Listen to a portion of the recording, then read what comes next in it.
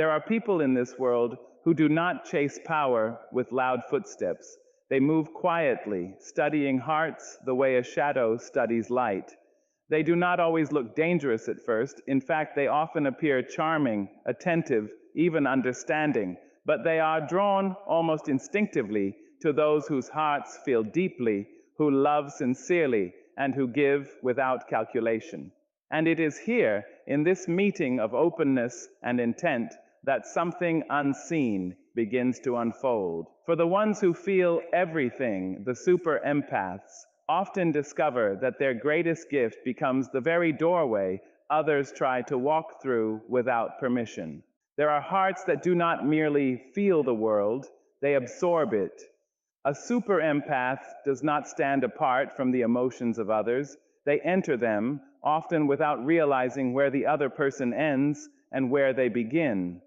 And it is this depth of feeling that, like a silent signal in the night, can be recognized by those who have learned to read emotional landscapes not with care, but with calculation. Emotional manipulators do not always search for strength in the obvious sense. They look for openness that has not yet learned how to close its doors. In the presence of a super empath, a manipulator often finds something rare, a soul that listens without interruption, that understands without demanding proof, that forgives before apologies are fully formed. To a healthy heart, this is beauty. But to someone skilled in emotional control, it becomes an opportunity. Because where there is deep feeling without firm boundaries, influence can begin its quiet work. It does not arrive loudly. It arrives in subtle requests, in small emotional debts, in moments where kindness is gently stretched beyond its natural shape. What makes this dynamic so complex is that super empaths rarely enter interactions with suspicion. Their instinct is not to guard first, but to understand first. They see potential where others see patterns. They believe that if they give enough patience, enough love, enough presence, something wounded in the other person will heal. And sometimes it does. But manipulation does not seek healing. It seeks repetition. It seeks a heart that will keep giving, even when it is empty, even when it is aching, even when it no longer recognizes its own rhythm beneath the weight of someone else's needs. And so the empath learns, often painfully, that depth without discernment can become a quiet form of self-abandonment. The same sensitivity that allows them to comfort others becomes the very channel through which they are emotionally drained. Not because their love is wrong, but because their love was met by someone who knew how to receive without responsibility. In that space, the empath begins to realize that understanding everyone does not mean everyone deserves unrestricted access to their understanding. Still, this realization does not have to harden the heart. It is not a call to stop feeling, but a call to feel with awareness. Because even the most compassionate soul must learn that not every emotion offered to them is meant to be carried. Some are invitations to connect. Others are invitations to lose oneself. And the difference between the two is where wisdom begins to grow within a heart that has loved too widely for too long. Kindness, in its purest form, does not arrive with armor. It does not announce itself as something to be protected or defended. It simply exists, open, willing, and trusting that what it offers will be met with the same gentleness it carries within itself.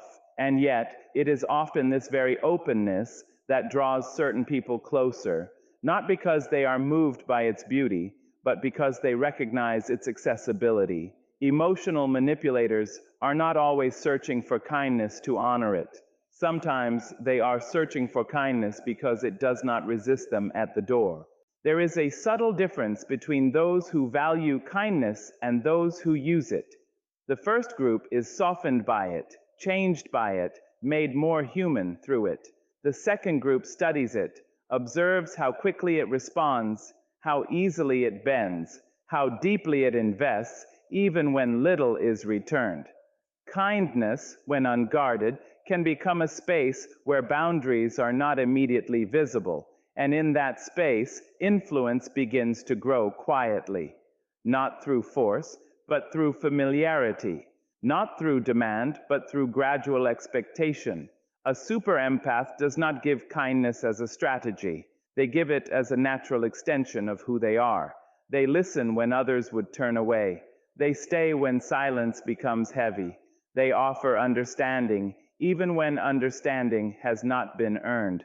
But in doing so, they sometimes overlook a truth that experience eventually reveals. Not every hand that reaches for kindness intends to hold it with care. Some hands are only interested in how much it can be taken without immediate consequence. Emotional manipulators often recognize this softness quickly. They notice how kindness responds even to partial truth, how it fills in emotional gaps with compassion, how it assumes good intent even when patterns suggest otherwise. And so, without dramatic intention, they begin to lean on it. A small emotional need here, a carefully placed vulnerability there, a moment of dependence disguised as connection. Over time, what begins as simple interaction can shift into imbalance, where kindness is consistently giving and rarely being replenished.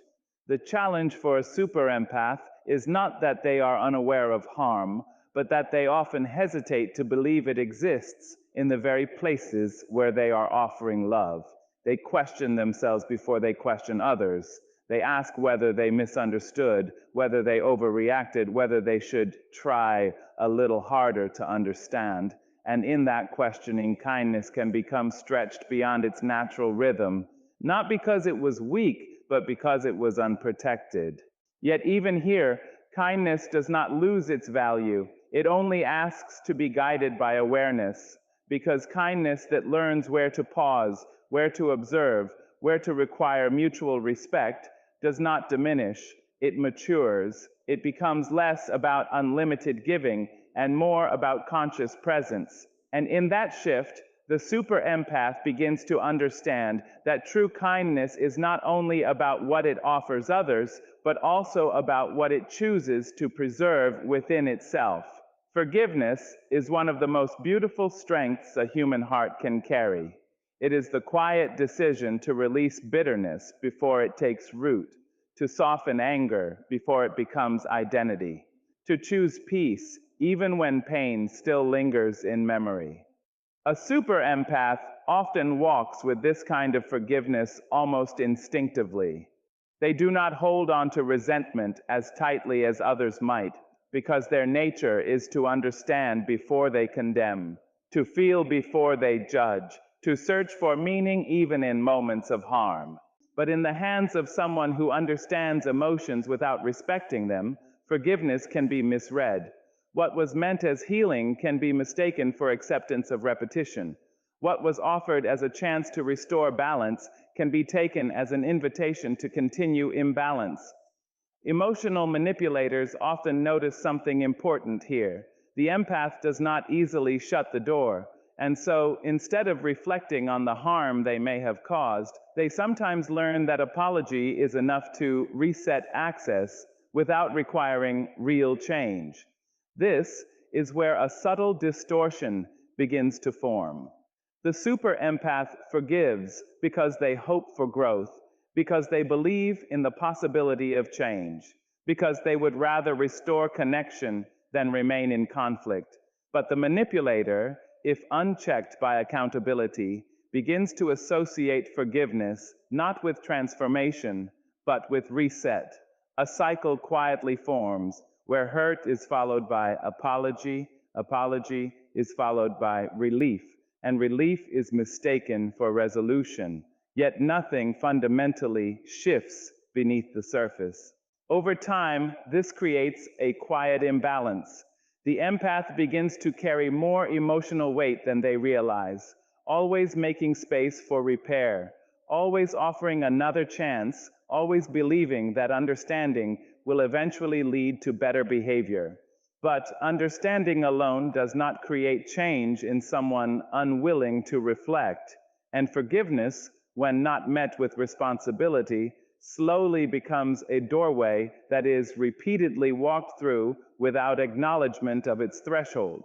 Still, forgiveness itself is not the problem. It is not a flaw in the empath's nature. It is a form of emotional intelligence that allows healing to remain possible.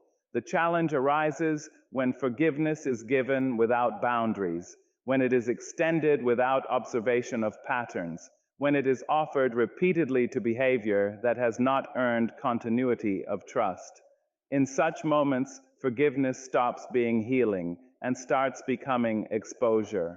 A super empath with time and experience begins to learn a deeper form of forgiveness, one that does not erase awareness, one that does not ignore repetition, one that understands that compassion does not require constant return to the same emotional wound.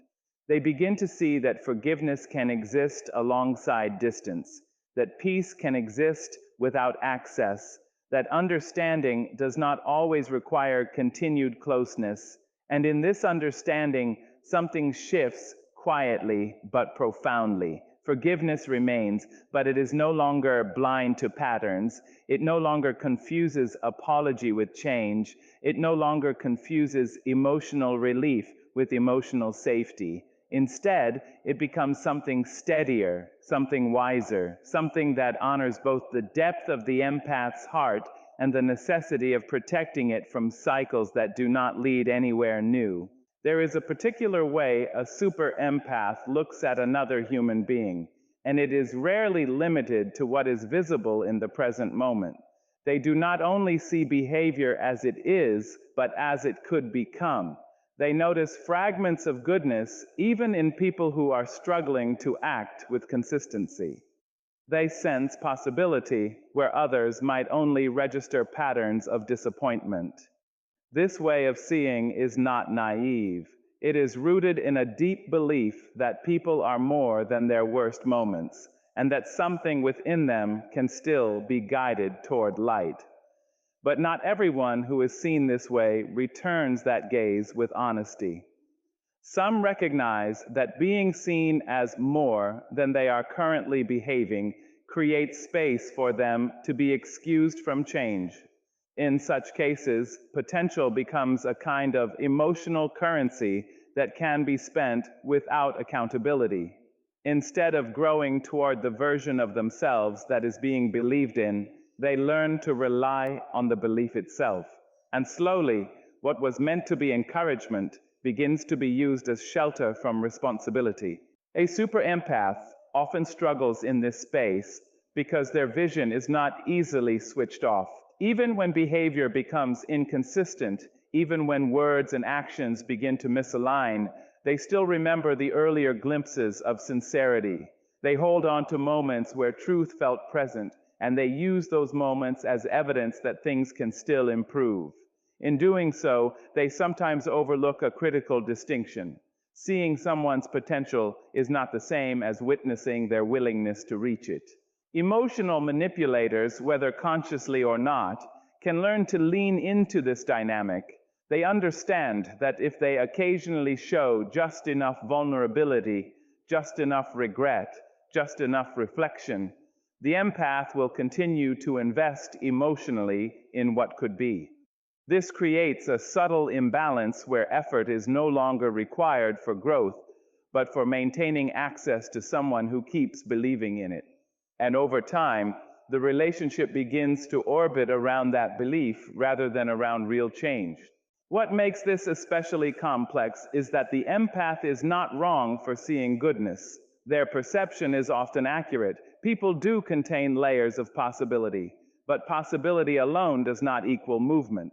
Potential without action remains only an idea, and when an idea is continuously substituted for reality, emotional clarity becomes difficult to maintain. The empath begins to carry the weight of what someone could be while repeatedly experiencing what that person chooses to be in the present. Eventually, a deeper awareness begins to form. The realization is not that seeing potential is wrong, but that it must be balanced with observation of consistency. Growth is not measured in promises or brief moments of reflection, but in sustained change over time. And when that change does not appear, no amount of belief can substitute for it without cost to the one who keeps believing. In that quiet understanding, the empath begins to refine their vision. They do not stop seeing potential, but they stop confusing it with proof.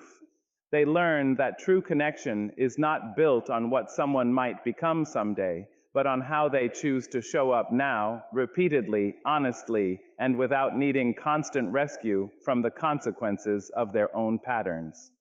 There are people who enter a room and immediately begin to observe, not with curiosity that seeks connection, but with attention that seeks advantage. Before a single meaningful sentence is exchanged, they are already reading the atmosphere, not for warmth, but for access. Emotional availability is something that cannot be fully hidden. It lives in posture, in eye contact, in the ease with which a person listens, in the way they respond when someone else speaks of pain. A super empath often carries this openness naturally, without realizing it is being noticed in a deeper, more calculated way than they intend. Emotional predators, whether aware of it or operating through ingrained patterns, are skilled at identifying this openness quickly. They do not rush toward everyone. They do not invest energy where resistance is strong. Instead, they tend to move toward those who signal understanding before understanding has been earned, those who respond with softness before boundaries are tested, those who show presence without requiring proof of intention. In this way, emotional availability becomes a kind of silent language, and they are fluent in reading it. A super empath in their natural state does not perform guardedness. Their emotional presence is not something they switch on or off depending on the situation. It is often consistent. They listen deeply, sometimes more than they speak. They allow others to express themselves without interruption, and in doing so, they create an environment where others feel seen. But what feels like simple human connection to them can be interpreted differently by those who are looking for emotional entry points rather than mutual exchange. This is where the subtle study begins. It is not always direct or obvious. It can appear as extended conversation where the focus remains on the empath's reactions rather than shared exchange. It can appear as small disclosures of vulnerability placed early in interaction, testing how quickly empathy responds. It can appear as emotional pacing, where the depth of shared information increases gradually, not to build trust in a balanced way, but to observe how much emotional space is available to be occupied. The empath, in most cases, does not initially interpret this as a risk. Their instinct is to meet openness with openness, to respond to vulnerability with care, to assume sincerity, because sincerity is how they themselves operate. But emotional availability, when not accompanied by discernment, can create a situation where emotional access is granted faster than emotional understanding can fully form. And in that gap, patterns begin to establish themselves quietly. What makes this dynamic so significant is not that openness is wrong, but that openness without awareness becomes readable in ways the empath does not always intend. Emotional predators do not need to force entry. They often wait for signals that entry is already emotionally permitted, a listening ear that never interrupts, a forgiving response that arrives too quickly, a willingness to understand before asking for clarity. These become indicators of where influence might be possible. Over time, the empath begins to recognize that emotional availability is not something to eliminate, but something to refine. It does not require closing the heart, but strengthening the awareness around it. They learn that presence does not have to mean automatic access, that listening does not have to mean immediate trust, and that compassion can exist alongside careful observation. In that shift, emotional availability becomes something different. It is no longer an open door without awareness, but a conscious space where connection is built with attention, where depth is shared gradually, and where the heart remains open without becoming unguarded. There is a quiet difference between listening and defending, and in that difference, much of human vulnerability is revealed. To listen is to open space for another person's voice without interruption, to allow their words to exist fully before response is formed. It is an act of presence that does not immediately protect the self because its focus is directed outward. A super empath often lives in this state naturally, offering attention that feels steady, patient, and deeply receptive. But there are those who notice this kind of listening not as something sacred, but as something usable. They recognize that a person who listens deeply may not immediately interrupt, may not quickly challenge inconsistencies, may not rush to protect their own interpretation of events. And so, in such spaces, words can begin to move in one direction more than another. The conversation becomes less of a shared exchange and more of a gradual shaping of perception. When someone listens more than they defend, they are often prioritizing understanding over immediate self-protection. This is not a weakness in itself. It is a form of emotional maturity when balanced with awareness. But imbalance can create openings where narratives begin to settle without challenge. Emotional manipulators, consciously or unconsciously, tend to sense where resistance is minimal. They observe who questions less in the moment, who absorbs more before responding, who delays their own emotional clarification in favor of absorbing another person's emotional state first. In such dynamics, words carry weight beyond their surface meaning. A statement repeated often enough can begin to feel like truth if it is not met with reflection or grounding. A version of events told with emotional intensity can begin to feel more credible than quieter internal uncertainty. And the empath, who is often guided by a desire to understand rather than confront immediately, may find themselves holding space for narratives that have not been fully examined. What complicates this further is that listening itself is a virtue. It builds trust, it creates connection, it allows people to feel seen. But when listening is not paired with healthy self-referencing, it can lead to a gradual erosion of internal clarity. The empath may begin to prioritize the emotional reality presented to them over their own quieter observations. They may begin to question their own perceptions, not because they lack insight, but because they have given too much space to interpretations that were never meant to be equally weighted. Emotional manipulators often benefit from this imbalance, not through constant action, but through subtle repetition. They do not always need to force agreement. They only need consistency in what is being said, while the listener remains primarily receptive. Over time, this can create a shift where the empath begins to feel more responsible for understanding than for being understood. And in that shift, their own voice becomes quieter within their internal dialogue. But listening does not have to mean surrendering self-awareness. It can exist alongside discernment. The same heart that listens deeply can also learn to pause and reflect, to compare what is being said with what is being consistently observed, to allow space for questioning without guilt. Defense, in its healthiest form, is not aggression, it is clarity. It is the ability to say, internally and sometimes externally, that understanding others does not require abandoning one's own sense of truth. In this balance, listening becomes something stronger. It remains open but no longer unguarded. It remains compassionate but no longer self-erasing. And the empath learns that they can hear everything without having to accept everything as equal to their own lived awareness. There is a quiet generosity in the way a super empath gives the benefit of the doubt. It is not something they calculate or distribute carefully like a limited resource.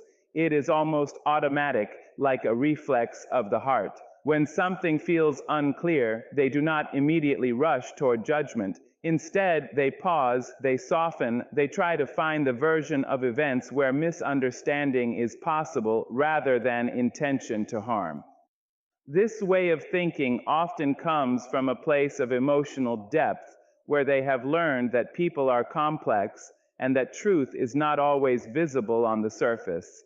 But not everyone interprets that generosity in the same spirit in which it is given. Some recognize it as space where explanations are not immediately questioned, where inconsistencies can be reframed, where discomfort can be softened through reassurance.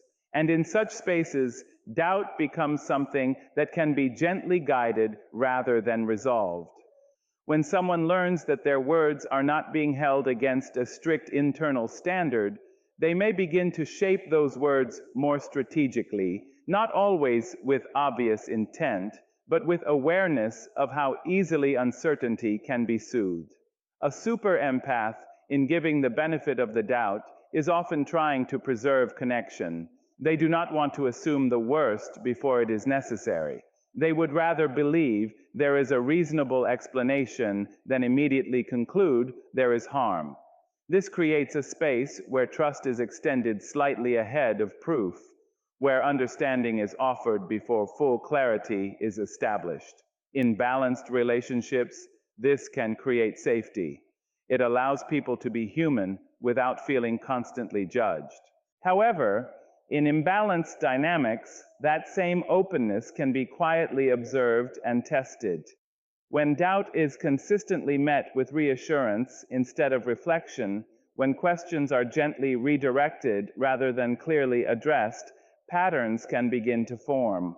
Not always dramatic patterns, but subtle ones, responses that are just convincing enough to prevent deeper examination, explanations that are just emotional enough to discourage further questioning.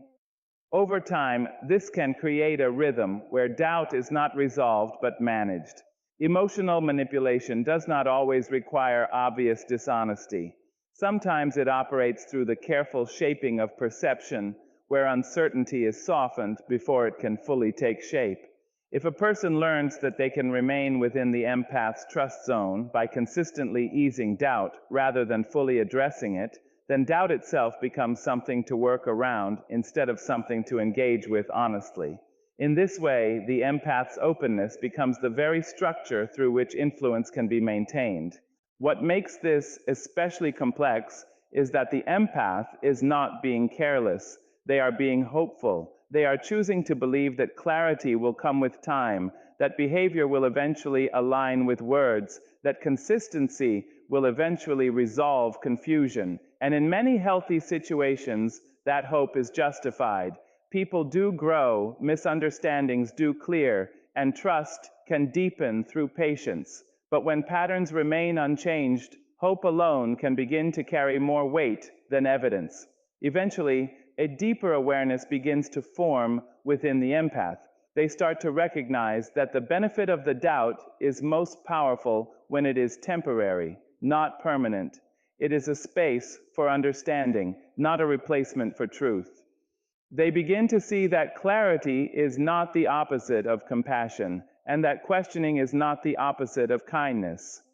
In fact, real care sometimes requires allowing doubt to fully reveal itself rather than continuously softening its edges. And in that understanding, something shifts quietly. The empath does not lose their generosity, but they begin to anchor it in observation. They learn that doubt does not need to be endlessly extended without resolution. It can be held, examined, and released when clarity is reached.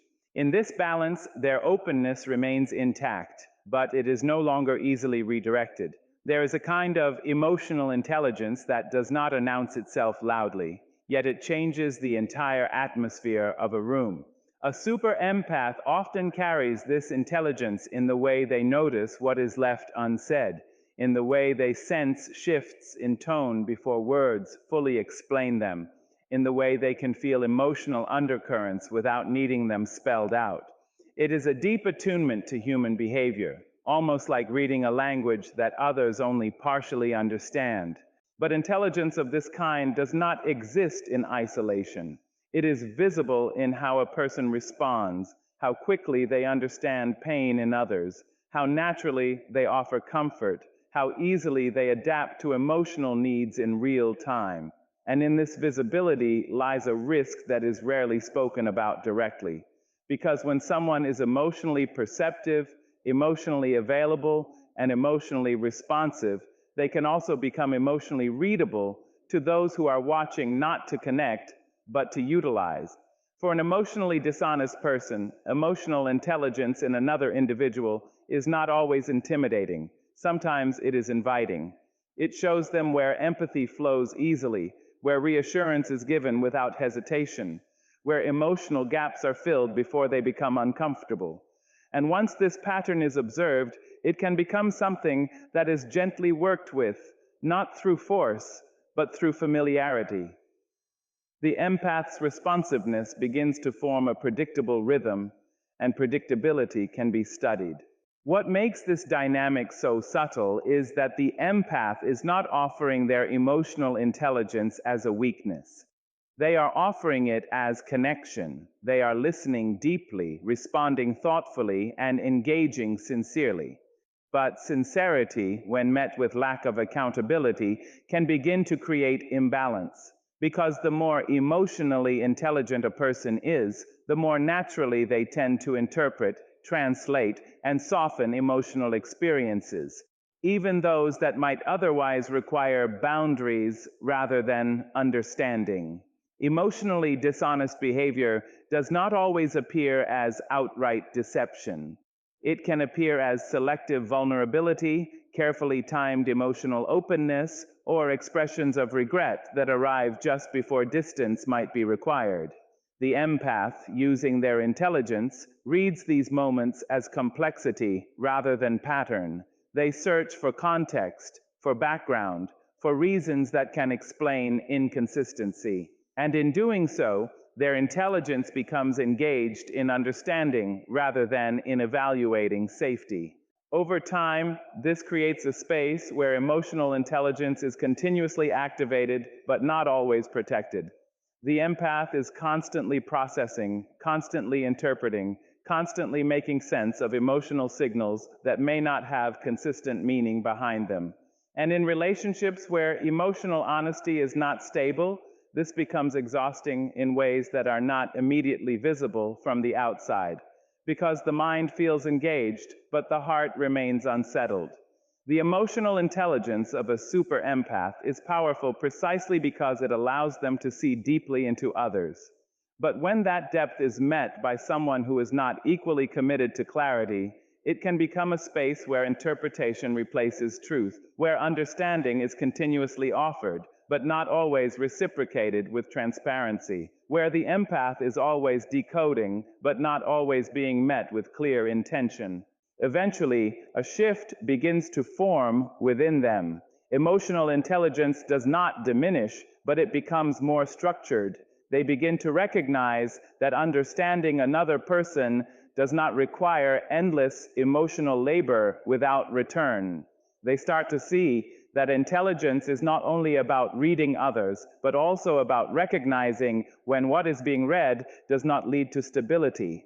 In that realization, something important changes. Emotional intelligence stops being only reactive and becomes reflective. It is no longer just used to understand others more deeply, but also to understand where understanding itself should pause. And in that pause, the empath begins to reclaim their clarity, allowing their depth to remain intact, but no longer endlessly available to emotional patterns that do not respect its weight.